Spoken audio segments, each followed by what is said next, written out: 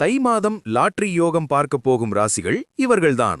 தை மாதத்தில் குறிப்பாக பொங்கல் பண்டிகைக்கு பிறகு சூரியன், சுக்கிரன், செவ்வாய் கிரகங்கள் மகர ராசியில் இணைவதால் உருவாகும் த்ரீகிரகி யோகத்தால் சில ராசிகளுக்கு அதிர்ஷ்டம், எதிர்பாராத பணவரவு, லாட்டரி போன்ற யோகங்கள் உண்டாகும். இதில் உங்களின் ராசியும் இருந்தால் கமெண்டில் ஓம் முருகா என்று கூறி உங்களின் நட்சத்திரத்தை கூறுங்கள். சேனலை சப்ஸ்கிரைப் செய்து கொண்டு. சூரியன் மகர ராசியில் குருவுக்கு 9ஆம் இடத்திலும் குரு சூரியனுக்கு 5ஆம் இடத்திலும் சஞ்சரிப்பது நவபஞ்சம ராஜயோகத்தை உருவாக்குகிறது.